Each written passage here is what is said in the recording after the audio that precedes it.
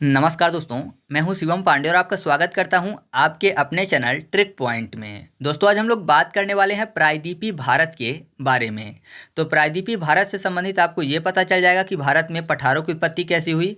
साथ ही साथ आपको ये भी पता चल जाएगा कि भारत में हिमालय की उत्पत्ति कैसे हुई और मैदान की उत्पत्ति कैसे हुई। ठीक है, और यहाँ पर मुख्य रूप से हम लोग भारत के प्रमुख पठारों को पढ़ेंगे और जो प्रायद्वीपीय पठार की महत्वपूर्ण पहाड़ियाँ या फिर पर्वत हैं उनको भी आज हम लोग देखेंगे। तो ये वीडियो आपके लिए काफ़ी ज़्यादा महत्वपूर्ण है, तो आप इस वीडियो को पूरा जरूर देखिएगा।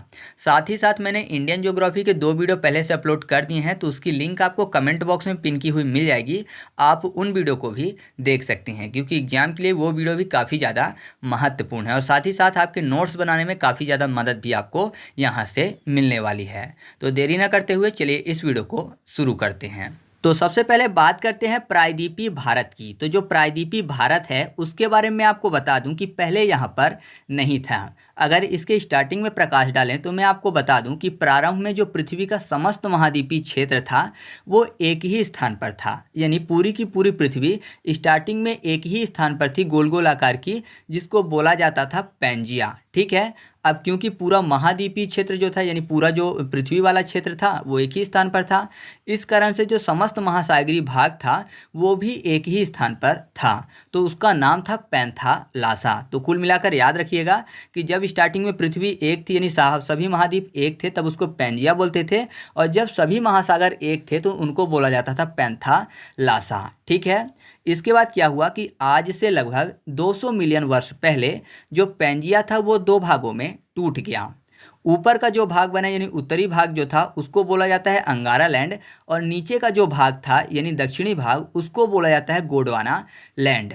अब ये क्यों टूटा, ये दिमाग में सीधा सा प्रश्न आ रहा होगा, तो मैं आपको बता दूं कि इसके टूटने के पीछे का कारण था पृथ्वी का जो गुरुत्वाकर्षण बल होता है वो, साथ ही साथ सूर्य और चंद्रमा का आकर्षण बल। ठीक है, सूर्य और चंद्रमा का जो आकर्षण बल था वो पृथ्वी को खींच रहा था अपनी अपनी तरफ, तो जाहिर सी बात है पृथ्वी धीरे धीरे क्या हुई, टूट गई।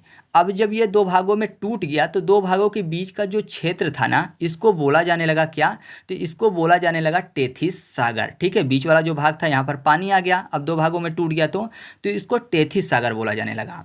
फिर क्या हुआ कि आज से लगभग 120 मिलियन वर्ष पहले जो गोंडवाना लैंड था, मतलब जो नीचे वाला टुकड़ा था, उससे अलग होकर मेडागास्कर, ऑस्ट्रेलिया, अंटार्कटिका ये सब अलग होते चले गए।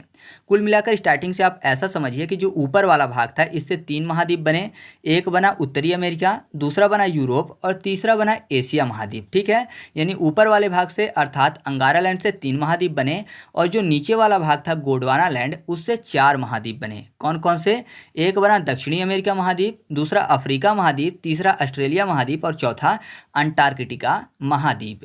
तो ये सब नीचे वाले टुकड़े आपस में फिर से अलग होने लगे, यानी कि गोंडवाना लैंड से फिर से अलग होने लगे और अंगारा लैंड खुद भी टूट चुका था। तो जब ये गोंडवाना लैंड से टूटे तब यहाँ पर क्या हुआ कि जो भारत था पहले अफ्रीका महाद्वीप के पास था। ठीक है, एक टुकड़ा था भारत का जिसको आप अभी देखते हैं प्रायद्वीपीय भारत के रूप में, जो कि त्रिभुजाकार का था। तो ये जो था वहाँ से यानी अफ्रीका महाद्वीप के पास से टूटकर धीरे धीरे उत्तर की तरफ गति करने लगा। यानी कुल मिलाकर ऐसा समझिए कि ये किसका हिस्सा था, गोंडवाना लैंड का, लेकिन ये उत्तर की तरफ अंगारा लैंड की तरफ जाने लगा। तब तक आपको पता है कि ऊपर भी टुकड़े हो चुके थे, एक तो उत्तरी अमेरिका, दूसरा यूरोप और एशिया। तो ये कहाँ जाकर टकराया, तो ये जाकर अंगारा लैंड की जो यूरेशिया वाली भूमि थी, मतलब एशिया वाला जो क्षेत्र था, यहाँ पर टकरा गया। ठीक है, धीरे धीरे, ये एक वर्ष की बात नहीं है बल्कि कई हजार, या फिर ऐसा बोलिए कि यहाँ पर शब्द भी लिखा हुआ है कि 100 मिलियन वर्ष पहले ये टूटा था, तो तब से ये धीरे धीरे गति करता हुआ ऊपर आने लगा। ठीक है, तो ये जाके सीधे यूरेशिया से टकरा गया और मैंने आपको बताया था कि बीच में एक सागर था जिसका नाम था टेथिस सागर। तो जो भारत था नीचे से ऊपर की तरफ आ रहा था, तो क्या होता है कि जब नदियाँ ऊपर वाली, जैसे कि ऊपर यूरोप था और एशिया था, तो वहाँ की नदियाँ जो इधर आ रही थी एशिया वाली, तो वो नीचे टेथिस सागर की तरफ मलबा गिरा रही थी। और जब भारत का ये जो प्रायद्वीपीय वाला क्षेत्र है ये जब एशिया के पास आया होगा तो जाहिर सी बात है कुछ टाइम लगा होगा इसको आने में, बहुत ज़्यादा वर्ष लग गए होंगे। तो उस टाइम पे जो यहाँ की नदियाँ निकलती थी ये भी अपना मलबा कहाँ पर डिपॉजिट करती थी, तो ये पूरा का पूरा टेथिस सागर में डिपॉजिट करती थी। जैसे कंकड़ हो गया, पत्थर हो गया, मिट्टी हो गई, ये सब यहाँ पर डालती चली गई। तो जैसे ही दोनों प्लेटें समय के साथ टकराई तो टकराने के कारण जो टेथिस सागर में मलबा पड़ा हुआ था उसमें सिलवटें पड़ने लगी, मतलब कि वो फोल्ड होने लगा और फोल्ड होकर वो ऊपर उठने लगा, जिसका उदाहरण आप देख ही रहे हैं। आज के टाइम पे जो हमारा हिमालय है वो उसी के कारण बना हुआ है। ठीक है, इसके बाद भी क्या हुआ कि हिमालय की जो नीचे वाला क्षेत्र था, यानी जो अभी आप मैदानी क्षेत्र देखते हैं, वो क्षेत्र जो था वो निचला पड़ा रहा। क्योंकि आपने देखा होगा जब कोई दो गाड़ियाँ टकराती हैं आपस में आमने सामने से, तो आगे वाला जो हिस्सा होता है वो क्या हो जाता है, कुचर जाता है। कुचर जाने के कारण वो नीचे हो जाता है, झुक जाता है, और जो पीछे वाला हिस्सा होता है वो उठ जाता है।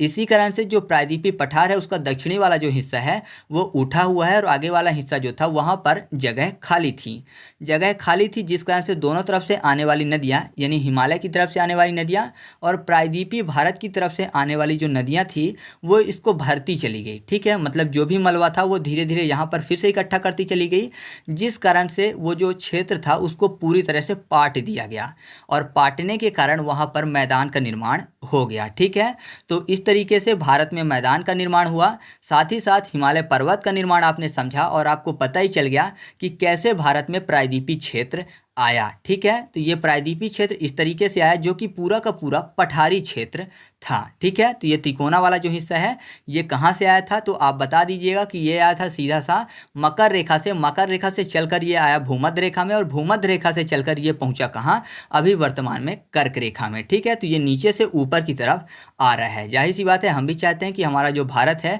वो हमेशा तरक्की करता रहे, जैसे वो अभी जियोग्राफी में तरक्की करता हुआ ऊपर की तरफ आया है। ठीक है, तो इस तरीके से आप प्रायद्वीपीय भारत के बारे में समझ चुके हैं। तो इस घटना से आपकी तीन चीज़ें क्लियर होनी है। पहला, हिमालय का निर्माण कैसे हुआ, दूसरा, मैदान का निर्माण कैसे हुआ, और तीसरा ये कि प्रायद्वीपीय जो पठार वाला क्षेत्र है वो कैसे यहाँ पर आया। तो तीन चीज़ें क्लियर हो गई। अब हम लोग प्रायद्वीपीय पठार के बारे में चर्चा करेंगे, क्योंकि हिमालय को हम लोगों ने पहले ही पढ़ लिया है, और मैदान वाला जो वीडियो है आपको जल्दी ही मिल जाएगा। फिलहाल यहाँ पर हम लोग बात करेंगे प्रायद्वीपीय वाले क्षेत्र की, जिसमें हम लोग प्रायद्वीपीय पठार की चर्चा करते हैं। तो जो भारत का प्रायद्वीपीय पठार है ना, ये आप देख रहे हैं कि ये कैसा है, त्रिभुजाकार है। तो ये कह सकते हैं कि भारत का जो प्रायद्वीपीय पठार है यह एक अनियमित त्रिभुजाकार आकृति वाला भूखंड है।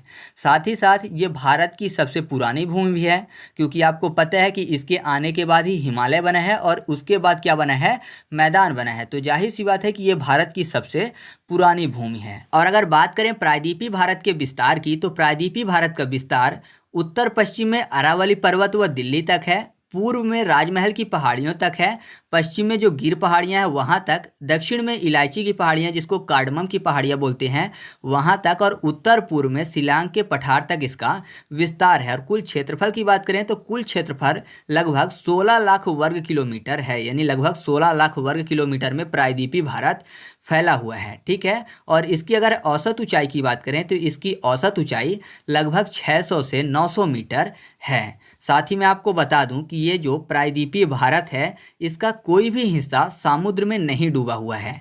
इसका कारण ये है कि इसके पूर्वी भाग में पूर्वी घाट पर्वत और पश्चिम भाग में पश्चिमी घाट पर्वत स्थित हैं, जैसे कि आप मैप में देख रहे हैं।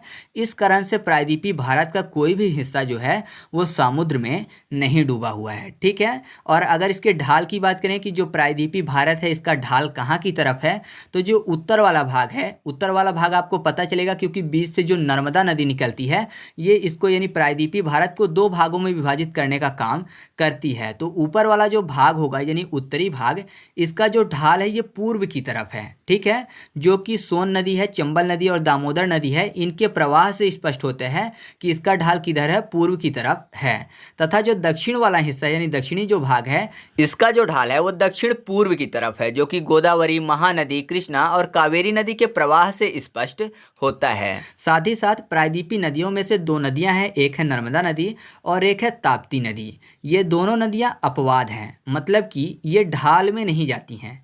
क्यों नहीं जाती हैं ढाल में? क्योंकि ये अपने भ्रंश में बहती हैं। भ्रंश मतलब इनकी एक दरार है, क्योंकि आपको पता है कि भारत कहाँ से आया है, मकर रेखा से, और आके किससे टकराया है, तो आप बता सकते हैं कि ये जाके एशिया से टकरा गया है। अब कोई चीज़ टकराएगी तो जाहिर सी बात है कि बीच में दरार भी पड़ेंगी, है ना। जहाँ से कमज़ोर होगा वहाँ से दरारें पड़ जाएंगी। तो दरार जो है उससे नर्मदा नदी भी निकलती है और एक दरार से ताप्ती नदी निकलती है। तो दरार में होने के कारण ये ढाल की तरफ ना जाके जिधर दरार है उधर बहती हुई चली जाती हैं। तो ये जो नदियाँ हैं ये अपवाद हैं, ये सीधा का सीधा जाके अरब सागर में गिरती हैं, मतलब कि पश्चिम में जाकर गिरती हैं, ये ढाल में नहीं जाती। ठीक है, तो ये चीज़ आपको क्लियर होनी चाहिए। साथ ही मैं आपको बता दूं कि जो प्रायद्वीपीय भारत है इसको पठारों का पठार भी कहा जाता है। क्यों कहा जाता है? क्योंकि पठार के अंदर कई सारे पठार हैं, यानी प्रायद्वीपीय भारत जो है पूरा का पूरा पठार है और इसके अंदर भी कई सारे पठार हैं, जो कि आगे हम लोग जब वर्गीकरण करेंगे तो उसमें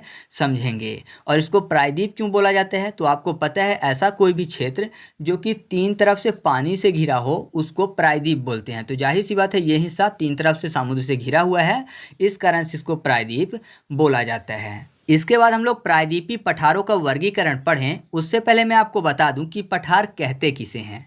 तो धरातल का ऐसा विशिष्ट स्थल जो कि अपने आसपास की भूमि से पर्याप्त ऊंचा हो, साथ ही साथ जिसका ऊपरी भाग चौड़ा और सपाट हो, उसको पठार कहते हैं। ठीक है, ऊपरी भाग जो होता है वो चौड़ा और सपाट होने के कारण इसको लैंड टेबल के नाम से भी जाना जाता है। तो अगर आपसे पूछा जाता है कि लैंड टेबल किसे कहते हैं तो सही जवाब क्या होगा? पठार को कहते हैं। ठीक है, इसके बाद हम लोग बात करते हैं प्रायद्वीपीय पठारों के वर्गीकरण की। तो जो प्रायद्वीपीय पठारों का वर्गीकरण किया गया है वो मुख्य रूप से चार भागों में किया गया है। पहला केंद्रीय उच्च भूमि, दूसरा पूर्वी पठार, तीसरा उत्तर पूर्वी पठार और चौथा है दक्कन का पठार। इसके अलावा भी हम लोग प्रायद्वीपीय जो क्षेत्र है यानी प्रायद्वीपीय भारत पढ़ रहे हैं, तो पठार के अलावा भी जितनी भी चीज़ें हैं उनको भी हम लोग इस वीडियो में कवर करेंगे। जैसे कि दक्षिण का पर्वतीय क्षेत्र, पूर्वी घाट, पश्चिमी घाट, और जब पठार कवर ही कर रहे हैं तो एक पठार और बचता है जो कि प्रायद्वीपीय पठार का हिस्सा नहीं है, वो है लद्दाख का पठार। इसके बारे में हम लोग चर्चा कर लेंगे। तो इतनी चीज़ें हम लोग आगे देखने वाले हैं। इसमें आपको केंद्रीय उच्च भूमि के अंतर्गत मैं कुछ चीज़ें बताऊंगा, तो उनको भी आप नोट करते चलिए, फिर हम लोग एक एक करके सभी के बारे में डिटेल में पढ़ेंगे। तो केंद्रीय उच्च भूमि के अंतर्गत अरावली श्रेणी के बारे में हम लोग बात करेंगे, फिर मेवाड़ के पठार, मालवा का पठार, बुंदेलखंड का पठार, विंध्य श्रेणी जिसके अंतर्गत आपको रीवा पन्ना का पठार और भांडेर का पठार आ जाएगा, उसको भी देखेंगे, और सतपुड़ा श्रेणी, इसको हम लोग केंद्रीय उच्च भूमि के अंतर्गत पढ़ेंगे। फिर जो दूसरा वर्गीकरण किया था पठारों का वो था पूर्वी पठार। इसके अंतर्गत हम लोग बघेलखंड का पठार पढ़ेंगे, छोटा नागपुर का पठार पढ़ेंगे, फिर राजमहल की पहाड़ियाँ, गढ़जात पहाड़ी, महानदी बेसिन जिसको हम लोग छत्तीसगढ़ बेसिन भी बोल सकते हैं, या फिर छत्तीसगढ़ का पठार, तो उसके बारे में हम लोग चर्चा करेंगे। और एक है दंडकारण्य का पठार जिसको बस्तर का पठार भी बोलते हैं, तो वो भी पूर्वी पठार के अंतर्गत हम लोग अध्ययन करेंगे। फिर मैंने आपको बताया था उत्तर पूर्वी पठार जिसके अंतर्गत आता है मेघालय का पठार, तो उसके बारे में चर्चा करेंगे।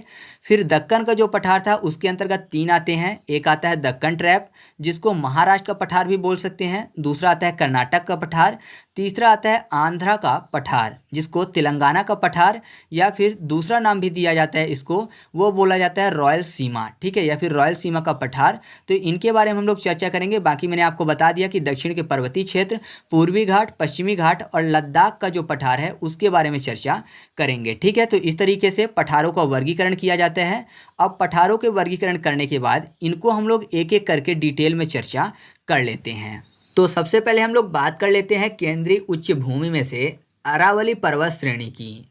जो अरावली पर्वत श्रेणी है इसका विस्तार उत्तर पूर्व में दिल्ली रिज से लेकर दक्षिण पश्चिम में गुजरात के पालनपुर तक लगभग 800 किलोमीटर में है। आपने सुना होगा रायसीना हिल का नाम, जहां पर राष्ट्रपति भवन स्थित है, वो भी इसी का हिस्सा है। ठीक है, ये जो अरावली पर्वत श्रेणी है ये प्राचीनतम मोड़दार अवशिष्ट पर्वत का एक महत्वपूर्ण उदाहरण है, जो राजस्थान बांगर वाला क्षेत्र है उसको केंद्रीय उच्च भूमि से अलग करता है। जैसे आप मैप में देख रहे हैं तो राजस्थान का ये जो बांगर ऊपर वाला जो क्षेत्र है इसको केंद्रीय उच्च भूमि से अलग करने का काम भी करते हैं। अगर बात करें इसकी उत्पत्ति की तो इसकी उत्पत्ति प्री कैम्ब्रियन काल में हुई थी, और जो अरावली पर्वत है इसकी अनुमानित आयु लगभग 570 मिलियन वर्ष पहले मानी जाती है। ठीक है, तो इसकी जो आयु है वो कितनी है? 570 मिलियन वर्ष है, यानी ये भारत की सबसे पुरानी पर्वत श्रेणी है। ठीक है, अगर बात करें कि अरावली जो संरचना है वो पश्चिम भारत में किसका कार्य करती है, तो आपको पता होगा कि जो अरावली संरचना है वो पश्चिम भारत में मुख्य जल विभाजक का कार्य करती है।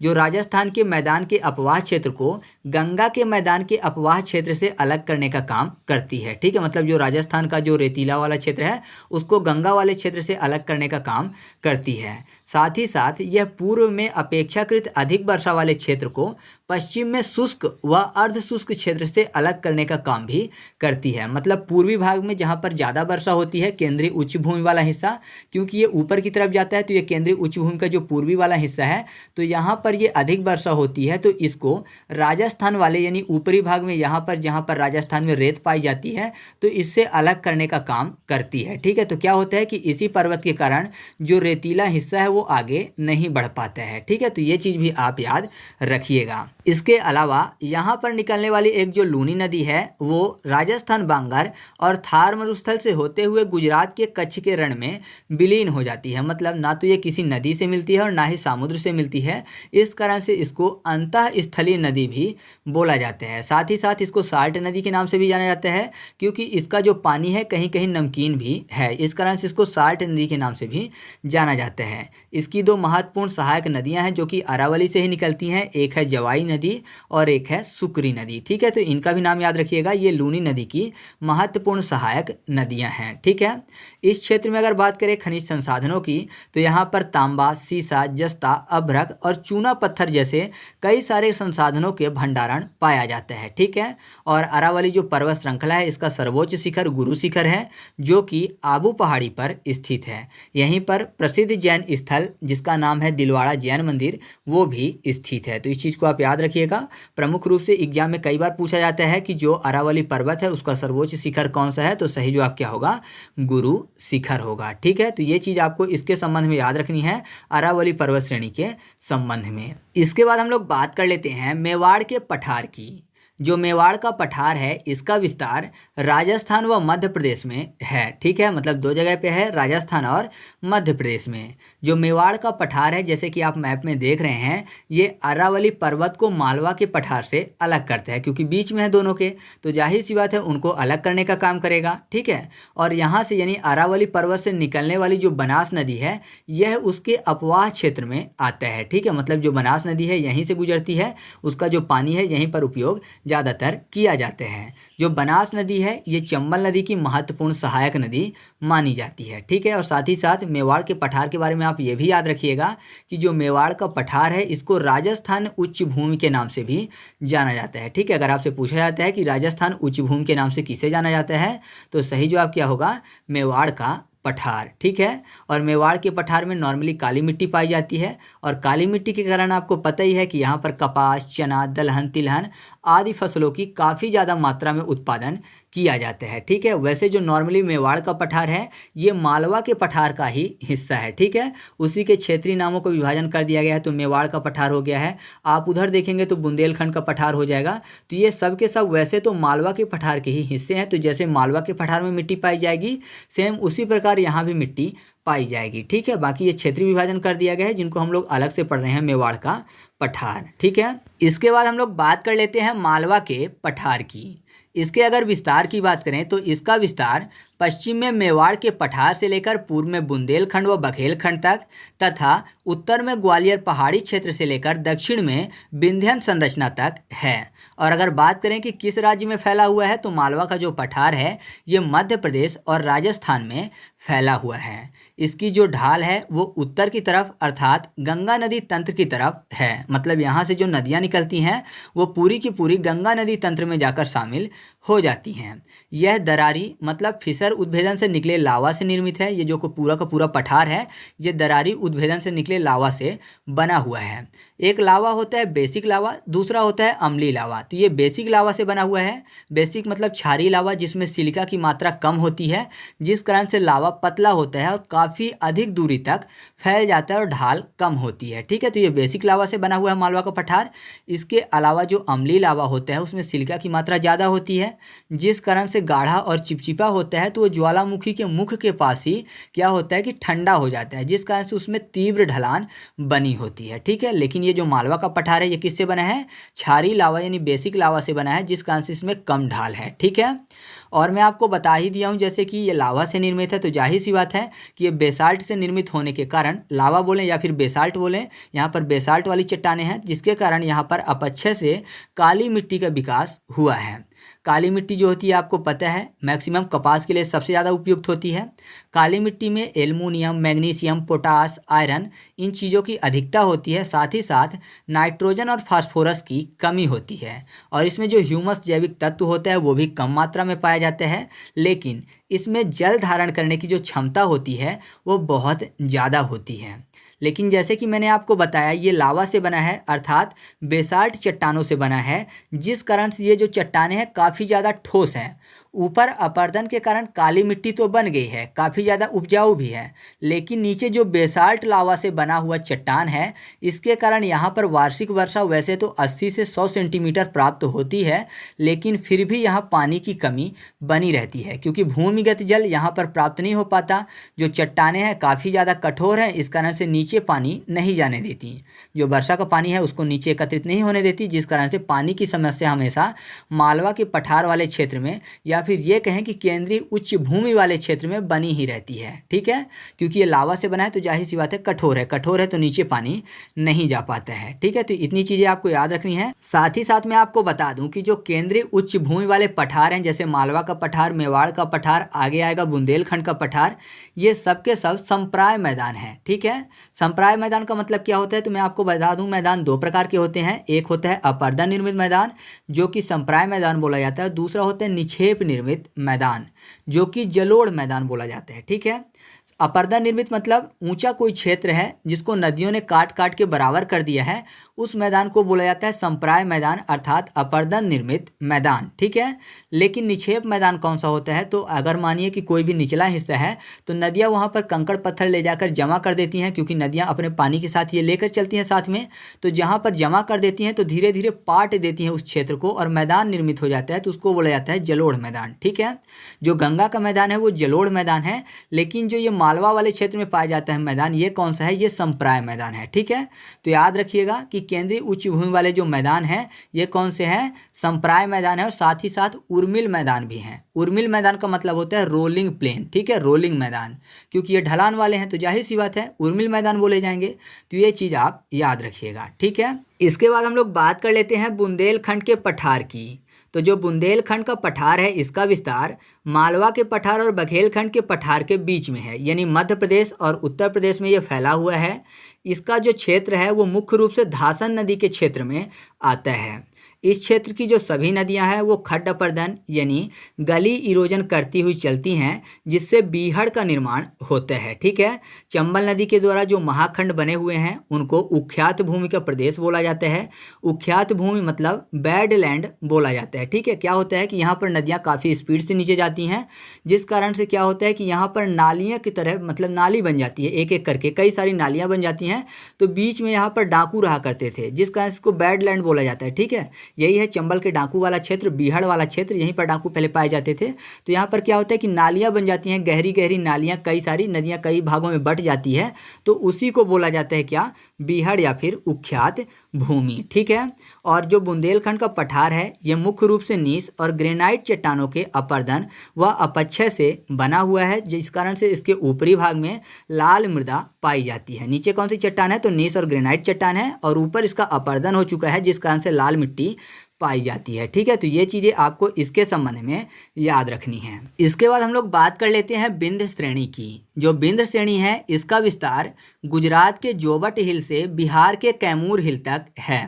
मुख्य रूप से यह गुजरात, मध्य प्रदेश, उत्तर प्रदेश और बिहार में फैला हुआ है। इसकी अगर लंबाई की बात करें तो लगभग 1200 किलोमीटर लंबी है, और औसत ऊंचाई की बात करें तो ये लगभग 400 से 650 मीटर ऊंचा है। ठीक है, अगर इसके सर्वोच्च शिखर की बात करें तो विंध्य श्रेणी का सर्वोच्च शिखर गुडविल पीक है, यानी सद्भावना शिखर, जो कि 775 मीटर ऊंचा है। विंध्य श्रेणी के दक्षिण में नर्मदा घाटी है, जो कि इसे सतपुड़ा पर्वत से अलग करती है। जैसे आप मैप में देख रहे हैं तो ये जो है यहाँ पर नर्मदा घाटी है, जो कि इसको विंध्य श्रेणी को सतपुड़ा श्रेणी से अलग करता है। ठीक है, विंध्य श्रेणी जो है वह कई पहाड़ियों के एक पर्वत श्रेणी है। इसमें कई सारी पहाड़ियाँ हैं, जैसे कि विंध्याचल पहाड़ी हो गई, कैमूर पहाड़ी, पारसनाथ, पन्ना, सोनपुर। ये इसकी अलग अलग पहाड़ियाँ, मतलब ये आगे चलकर पूर्व दिशा में अलग अलग पहाड़ियों में विभक्त हो जाती है। ठीक है, ये इसी पर्वत श्रेणी के क्रम हैं। साथ ही साथ मैं आपको बता दूं कि जो विंध्य श्रेणी है ये अवसादी चट्टानों से बना हुआ है, यानी ये बोल सकते हैं कि लाल बलुआ पत्थर और चूना पत्थर से बना हुआ है, जिस कारण से यहाँ पर धात्विक खनिज का अभाव है। परंतु भवन निर्माण के लिए जो पदार्थ उपयोगी होते हैं उस दृष्टि से इसका आर्थिक महत्व काफ़ी ज़्यादा है। ठीक है, तो ये चीज़ आप समझिएगा कि यहाँ पर वैसे नॉर्मल जो धातु होती है या फिर खनिज होता है वो नहीं पाया जाता, लेकिन भवन निर्माण से संबंधित जो चीज़ें उपयोगी होती हैं, जैसे कि बालू हो गया, पत्थर हो गया, ठीक है, चूना पत्थर हो गया, ये चीज़ें यहाँ पर काफ़ी ज़्यादा मात्रा में मिलती हैं। साथ ही साथ मैं आपको बता दूँ कि यह उत्तर भारत और प्रायद्वीपीय भारत के बीच जल विभाजक का कार्य भी करती है। यहाँ पर कई सारी नदी निकलती हैं जो कि दोनों तरफ जाती हैं। इसके उत्तर से निकलने वाली जो नदियाँ हैं वो नॉर्मली गंगा नदी तंत्र में शामिल होती हैं, जैसे कि क्षिप्रा हो गया, धासन हो गया, केन, सोन, सिंध, काली सिंध, पार्वती। ये नदियाँ जो हैं, एक बेतवा नदी भी है, ये सब की सब उत्तर की तरफ जाती हैं। लेकिन इनके अलावा जो उत्तर की तरफ नदियां जाती हैं, जिनको मैंने बोला कि नॉर्मली गंगा नदी तंत्र में जाकर शामिल हो जाती हैं, इनमें से एक नदी है माही नदी, जो कि गंगा नदी तंत्र में शामिल नहीं होती। पहले तो ये उत्तर की तरफ जाती है, लेकिन बाद में ये पश्चिम की तरफ आ जाती है।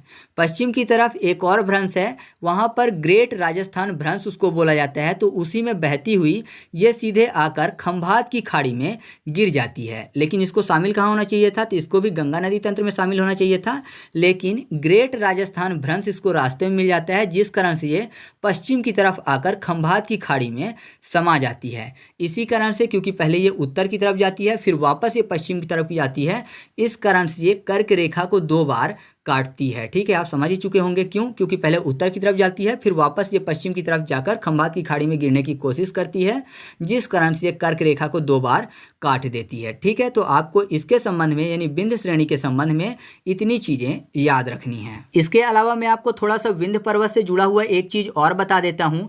कभी कभी एग्जाम में पूछ लिया जाता है कि भांडेर का पठार कहाँ स्थित है और रीवा पन्ना का पठार कहाँ स्थित है। तो नॉर्मली जो भांडेर का पठार है और रीवा पन्ना का पठार है, ये दोनों के दोनों विंध्य पर्वत या फिर विंध्याचल पर्वत श्रेणी बोल सकते हैं आप, इनका ही हिस्सा है। ठीक है, तो भांडेर का पठार और रीवा पन्ना का पठार इसीलिए अलग से नहीं पढ़ाया जाता, लेकिन अगर क्षेत्रीय रूप से देखें तो इनको अलग से देखा जा सकता है। तो जो भांडेर का पठार है उसके संबंध में आपको थोड़ी सी बातें याद रखनी है कि ये मध्य प्रदेश में स्थित है। ठीक है, पूरा का पूरा कहाँ स्थित है, मध्य प्रदेश में स्थित है, और ये विंध्याचल पर्वत श्रेणी का ही एक हिस्सा है। और रीवा पन्ना के पठार के संबंध में भी आपको ये याद रखना है कि ये भी मध्य प्रदेश में स्थित है, साथ ही साथ ये बुंदेलखंड और बघेलखंड के पठार के बीच में आता है। और ये मुख्य रूप से, यानी जो रीवा पन्ना का पठार है, ये मुख्य रूप से विंध्यन कगारी क्षेत्र बोला जाता है, जिस कारण से इसको अलग से नहीं पढ़ा जाता बुकों में, लेकिन कहीं अगर आप क्षेत्रीय रूप से देखेंगे और गूगल पर देखेंगे तो आपको अलग से भी मिल जाएगा भांडेर का पठार और रीवा पन्ना का पठार। तो मैंने आपको अलग से भी बता दिया है, तो कोई भी दिक्कत आपको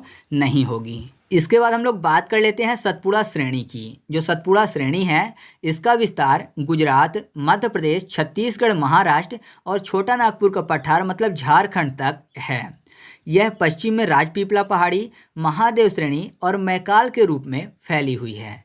इस श्रेणी की जो सबसे ऊंची चोटी है वो है धूपगढ़, जो कि महादेव पर्वत पर स्थित है, जबकि मैकाल श्रेणी की सबसे ऊंची जो चोटी है वो है अमरकंटक। ठीक है, दोनों चीज़ों को याद रखिएगा कि सतपुड़ा श्रेणी की सबसे ऊंची चोटी कौन सी है, तो वो धूपगढ़ है, जो कि कहाँ पर स्थित है, तो वो स्थित है महादेव श्रेणी में। जबकि अगर आपसे पूछा जाता है कि मैकाल श्रेणी की सबसे ऊंची चोटी कौन सी है, तो वो है अमरकंटक। ठीक है, अमरकंटक से 2 महत्वपूर्ण नदियाँ निकलती हैं, एक है सोन नदी और दूसरी है नर्मदा नदी। ठीक है, दोनों की दोनों भ्रंश में बहती हैं। तो नर्मदा जो है वो किधर चली जाती है, पश्चिम की तरफ, और जो सोन है वो किधर चली जाती है, तो उत्तर पूर्व की तरफ भ्रंश में बहती हुई चली जाती है। ठीक है, और मैं आपको बता दूं कि जो सतपुड़ा श्रेणी है यह एक ब्लॉक पर्वत है, यानी इसका निर्माण ग्रेनाइट और बेसाल्ट की चट्टानों से हुआ है।